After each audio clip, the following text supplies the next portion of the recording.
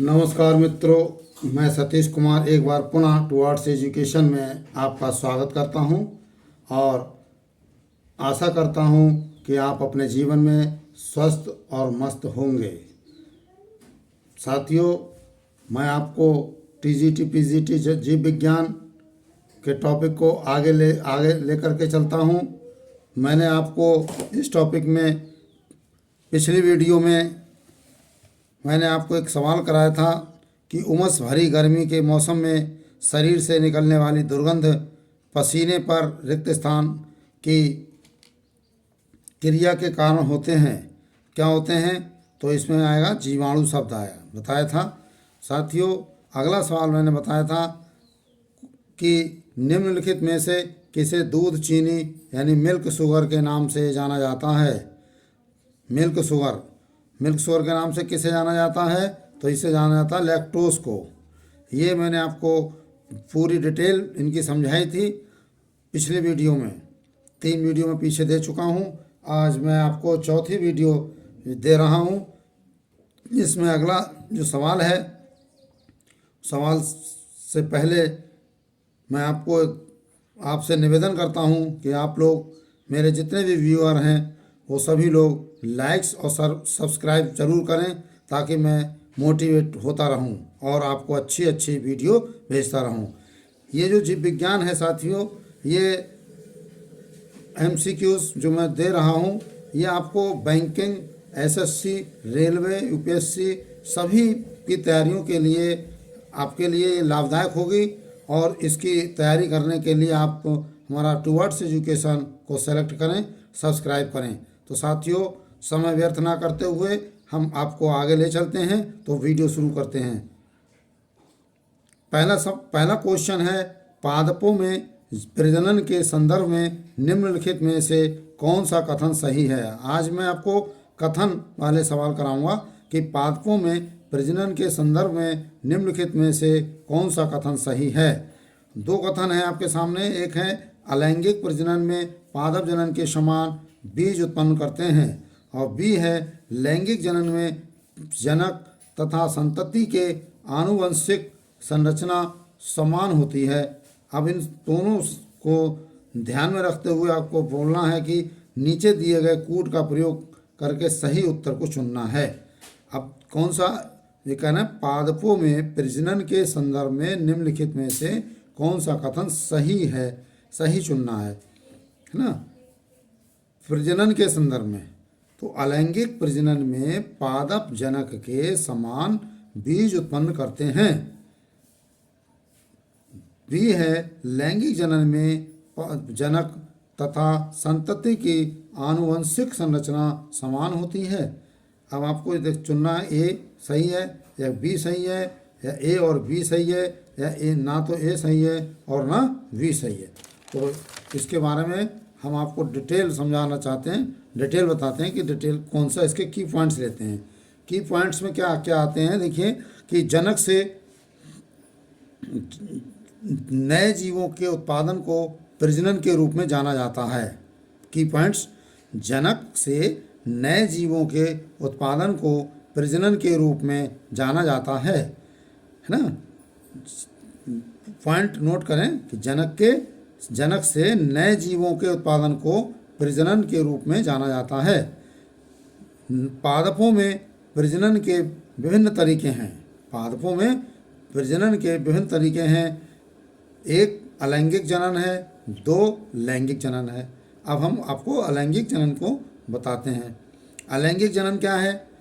इसमें नए पादप बीजों के उत्पादन के बिना, जो नए पादप होते हैं, नए पादप वो क्या होता है, बीजों के उत्पादन के बिना प्राप्त होते हैं।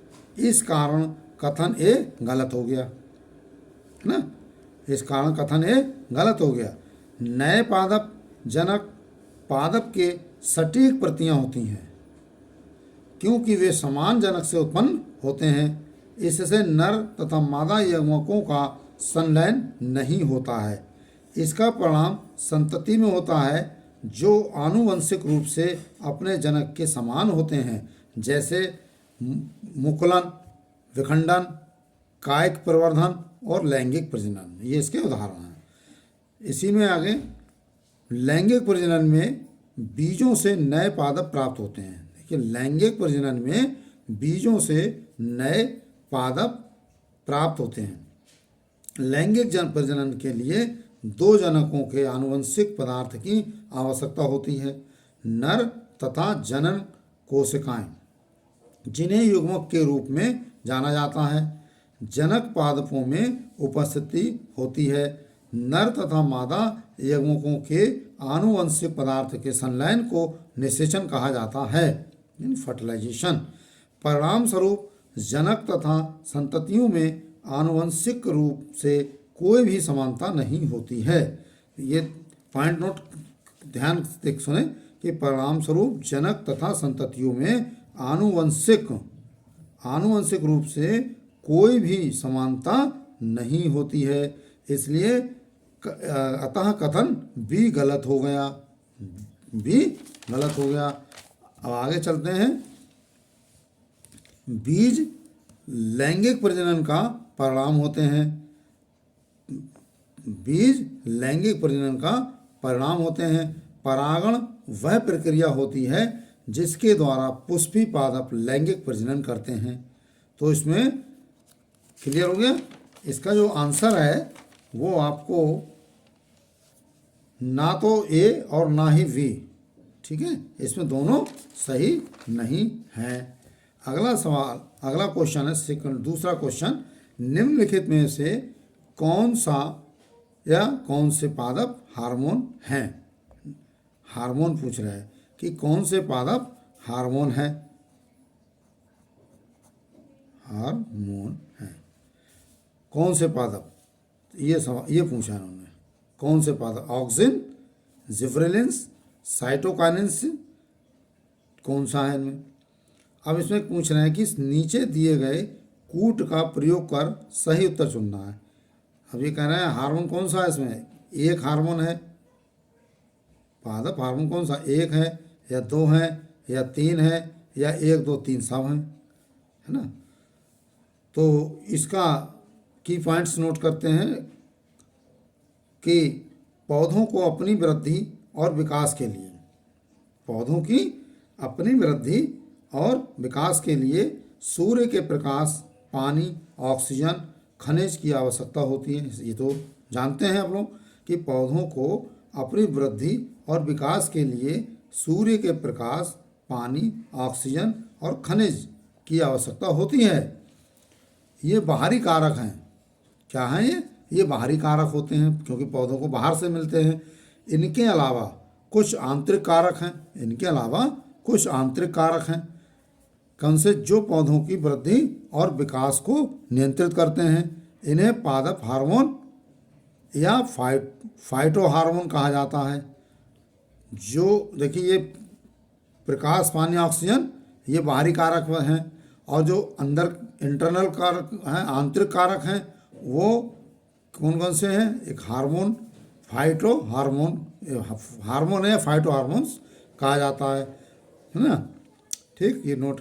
पादप हार्मोन पौधों में बहुत कम सांद्रता में मौजूद रासायनिक यौगिक होते हैं। पादप हार्मोन पौधों में बहुत कम सांद्रता में मौजूद रासायनिक यौगिक होते हैं। वे इंडोल यानी इंडोल का मतलब ऑक्सीजन और वो ऑक्सिन, टर्पेंस यानी जिब्रेलिन्स, एडेनिन यानी साइटोकाइनेसिस और कैरोटीनॉइड्स, एब्सिसिक एसिड कहते हैं, और गैसों के एथिलीन के उत्पन्न होते हैं, है ना। अतः कथन 1 और 2, 3 सब सही हैं। इसमें इसके जो कथन है वो तीनों सही हैं। ये रहे आपके कथन कि निम्नलिखित में से कौन सा पादप हार्मोन है। तो ऑक्सिन, जिब्रेलिन और साइटोकाइनेंस तीनों सही हैं। ठीक, इसका ये आंसर, चौथा आंसर सही है। ठीक है, ये हार्मोन पौधे के लगभग सभी भागों को संचालित करते हैं। ये हार्मोन जो होते हैं वो पौधों के लगभग सभी भागों में होते हैं। वे सहक्रियात्मक या व्यक्तिगत रूप से कार्य कर सकते हैं। विभिन्न हार्मोन की भूमिका पूरक या विरोधी हो सकते हैं, विरोधी भी होते हैं कभी कभी अलग अलग।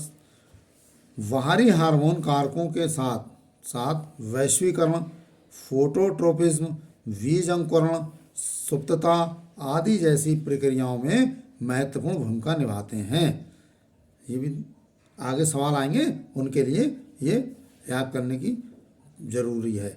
हार्मोन बाहरी कारकों के साथ साथ वैश्वीकरण, फोटोट्रोपिज्म, बीज अंकुरण, सुप्तता आदि जैसी प्रक्रियाओं में महत्वपूर्ण भूमिका निभाते हैं।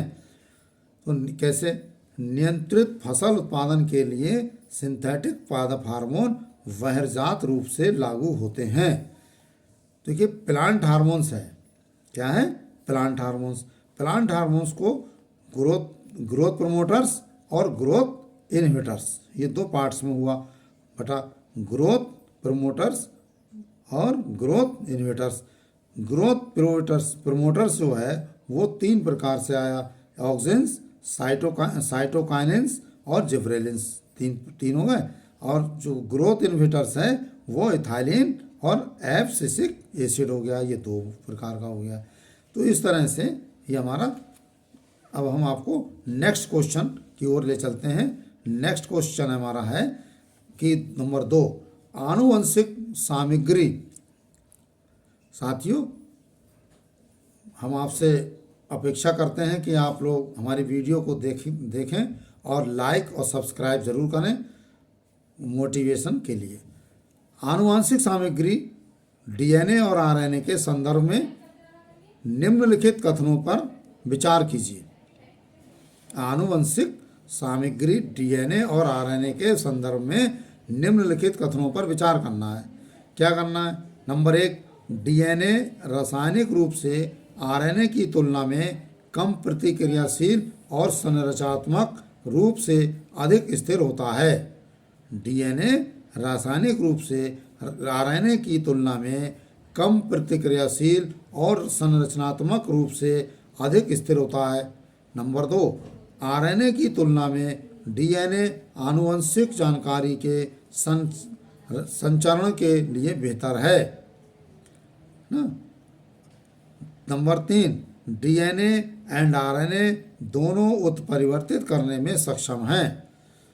ऊपर दिए गए कथनों में से कौन से सही हैं? अब 3 कथन दिए हैं आपको। 3 कथनों में अब आपको ये बताना है कि केवल 1 और 2 सही है, या केवल 1 और 3 सही है, या केवल 2 और 3 सही है, चौथा है 1, 2, 3 सही हैं।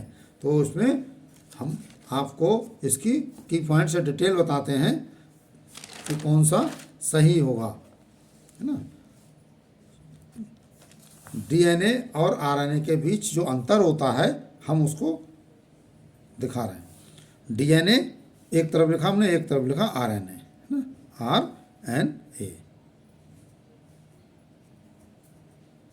आरएनए, ठीक है। डीएनए क्या होता है? यह एक लंबा बहुलक है, ये एक लंबा बहुलक है। इसमें एक डीऑक्सीराइबोज और फॉस्फेट रीढ़ की हड्डी होती है, जिसमें 4 अलग अलग आधार होते हैं, है ना। 4 अलग अलग आधार होते हैं। कौन कौन से आधार हैं? एक थाइमिन होता है, एक एडेनिन होता है, एक साइटोसिन होता है, एक ग्वानिन होता है, वो साइटोसिन और ग्वानिन होता है। 1, 2, 3 और 4। आरएनए में क्या होता है? ये 4 अलग अलग आधारों के साथ एक राइबोज और फॉस्फेट रीढ़ के साथ एक बहुलक है, लंबा बहुलक, एक बहुलक। इसमें क्या होता है? यूरेसिल, साइटोसिन, एडेनिन और ग्वानिन। ग्वानिन दोनों में पाया जाता है। यूरोसिल, साइटोसिन, एडेनिन और ग्वानिन, ये 4 इसमें भी होते हैं। लेकिन क्या है कि ये 4 अलग अलग आधारों के साथ एक राइबोज और फॉस्फेट रीढ़ के साथ एक बहुलक है। और उसमें क्या था? ये एक लंबा बहुलक है। इसमें एक अगला पॉइंट है इसमें कि यह कोशिकाओं के केंद्रक और माइटोकॉन्ड्रिया में स्थित होता है। यह कोशिका के केंद्रक और माइटोकॉन्ड्रिया में स्थित होता है। आरएनए साइटोप्लाज्म, न्यूक्लियस और राइबोसोम्स में पाया जाता है।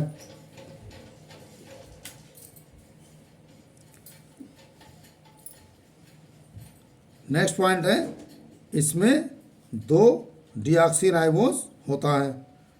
इस डीएनए में 2 डीऑक्सीराइबोस होते हैं और आरएनए में राइबोस होता है।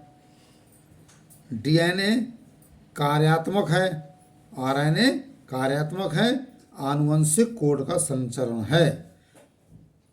डीएनए कार्यात्मक है, आनुवंशिक जानकारी का संचरण है, आनुवंशिक जानकारी का संचरण है। ये लंबी अवधि के भंडारण के लिए एक माध्यम बनाता है। आरएनए कार्यात्मक है, आनुवंशिक कोड का संचरण है। ये जानकारी का संचरण है, ये कोड का संचरण है, जो नाभिक से राइबोसोम तक प्रोटीन निर्माण के लिए आवश्यक है। राइबोसोम तक, नाभिक से राइबोसोम तक प्रोटीन निर्माण के लिए आवश्यक है और ये भंडारण के लिए माध्यम होता है। डीएनए एक डबल स्टैंडर्ड अणु है जिसमें न्यूक्लियोटाइड्स की एक लंबी श्रृंखला होती है। डीएनए एक डबल स्टैंड अणु है जिसमें न्यूक्लियोटाइड्स की एक लंबी श्रृंखला होती है। आरएनए एक फंसे अणु है जिसमें न्यूक्लियोटाइड्स की एक छोटी श्रृंखला होती है। अगला पॉइंट है, डीएनए अपने आप दोहराता है, ये स्वयं प्रतिकृति है। आरएनए अपने आप प्रतिकृति नहीं करता है, आवश्यकता पड़ने पर इसे डीएनए से संश्लेषित किया जाता है। डीएनए अपने आप दोहराता है, अपने आप रेप्लिकेशन होता रहता है, ये स्वयं प्रतिक्रिया है। आरएनए अपने आप प्रतिक्रिया नहीं करता है और आवश्यकता पड़ने पर इसे डीएनए से संश्लेषित किया जाता है। नेक्स्ट पॉइंट है कि डीएनए रासायनिक रूप से कम प्रतिक्रियाशील और संरचनात्मक रूप से अधिक स्थिर होता है। ये क्या है? कम प्रतिक्रियाशील, आरएनए कम प्रतिक्रियाशील और कम स्थिर होता है। उत्परिवर्तन, डीएनए उत्परिवर्तन करने के लिए सक्षम होता है। डीएनए उत्परिवर्तन करने में सक्षम होता है और आरएनए उत्परिवर्तित करने में सक्षम नहीं होता है। तो इसका जो आंसर हुआ, कौन सा हुआ था? इसका आंसर हुआ कि देखिए सवाल वहीं आया लौट के कि आनुवंशिक सामग्री डीएनए और आरएनए के संदर्भ में निम्नलिखित कथनों पर विचार कीजिए। डीएनए रासायनिक रूप में आरएनए की तुलना में कम प्रतिक्रियाशील और संरचनात्मक रूप में अधिक स्थिर होता है। ठीक है, ये भी सही है। आरएनए की तुलना में डीएनए आनुवंशिक जानकारी के संचरण के लिए बेहतर है, ये भी सही है। डीएनए एंड आरएनए दोनों उत्परिवर्तित करने में सक्षम, दोनों है वो तो दोनों में सक्षम है, 1 और 2 और 3, मतलब इसमें क्या है, केवल 1 और 3 सही है। 1 और 3 यानी ये सही है और ये सही है, ये गलत है, क्योंकि आरएनए की तुलना में डीएनए आनुवंशिक जानकारी के संरचना ने एक जानकारी के लिए बताया था और एक आगे दूसरे के लिए बताया था। एक बताया था जानकारी के लिए कि ये जानकारी करता है और एक बताया था वो नाभिक से राइबोसोम तक प्रोटीन निर्माण के लिए आवश्यक होता है, इसलिए ये दूसरा गलत हो गया है ना। और उत्परिवर्तन में करने में दोनों सक्षम होते हैं, आरएनए भी और डीएनए भी होता है। नेक्स्ट क्वेश्चन आपका है चौथा, बीज अंकुरण की एक अनिवार्य विशेषता, अब खाली स्थान है, रिक्त स्थान की उपस्थिति है, खनिज की उपस्थिति है, पानी की है, प्रकाश की है या तापमान की है, किसकी उपस्थिति है? तो इसके भी की पॉइंट्स देखते हैं, फिर आपको इसका आंसर बताते हैं कि कौन सा आंसर इसका सही होगा। क्योंकि अभी बीज के बारे में पीछे बताया भी था, बताया था बाहरी और आंतरिक। बीज अंकुरण की प्रक्रिया कई कारकों पर निर्भर करती है, जैसे तापमान पर, पानी पर, ऑक्सीजन पर, कमी के, ये कभी कभी प्रकाश पर भी करती है। बीज आमतौर पर एक विस्तृत तापमान सीमा के भीतर अंकुरित होते हैं, इसलिए बीज अंकुरण के लिए आवश्यक आवश्यक पानी और ऑक्सीजन है। आवश्यकता पानी और ऑक्सीजन की होती है, इसको पानी और ऑक्सीजन की। तो कौन सा आंसर सही हो जाएगा? पानी। पानी की पर्याप्त आपूर्ति के बिना अंकुरण नहीं हो सकता है। पादप यानी बीज पानी की पर्याप्त आपूर्ति के बिना अंकुरण नहीं हो सकता है। पर्याप्त नमी की उपस्थिति में बीज द्वारा पानी लिया जाता है। जहाँ नमी होती है वहाँ से भी बीज द्वारा पानी लिया जाता है। एरोबिक श्वसन के लिए, एरोबिक और एनारोबिक होता है, तो एरोबिक श्वसन के लिए ऑक्सीजन जरूरी है। और इसके देखिए कुछ हमने और पॉइंट्स बनाए हैं। क्या है कि बीज अंकुरण के लिए जल, हवा और उपयुक्त तापमान आवश्यक है। भाई बीज अंकुरण के लिए जल, हवा और उपयुक्त तापमान भी आवश्यक होता है। अंकुरण के लिए पानी जरूरी है, क्योंकि शुष्क परिस्थितियों में बीजों में भोजन जमा होता है, लेकिन विकासशील भ्रूण इस सूखे भोजन का उपयोग नहीं कर सकता है ना। भोजन का उपयोग केवल तरल रूप में किया जा सकता है और बीज केवल घुलित ऑक्सीजन का उपयोग कर सकते हैं। अतिरिक्त पानी अंकुरण को रोकता है। जब ज़्यादा पानी हो जाता है तो वो अंकुरण को भी रोकता है, क्योंकि एक बार सभी घुली हुई ऑक्सीजन का बीज द्वारा उपयोग कर लिया जाता है। आगे अंकुरण संभव नहीं होता है, क्योंकि अब जीवनदायी ऑक्सीजन की कमी हो जाती है। इसलिए इसका उत्तर पानी ही सही रहेगा। तो साथियों, आज के लिए इतना ही। अगले वीडियो में हम आपको और MCQs लेकर के आएंगे और एक जैविक अणु का भी थोड़ा छोटा सा चैप्टर रह गया है, उस चैप्टर को भी कराएंगे। इसी के साथ आप टुवर्ड्स एजुकेशन को, अपने चैनल को लाइक्स और सब्सक्राइब ज़रूर करें और अपना सुझाव कमेंट्स द्वारा भेजें, ताकि हम लोग उसको सुधार कर सकें। इसी के साथ थैंक यू। जय हिंद।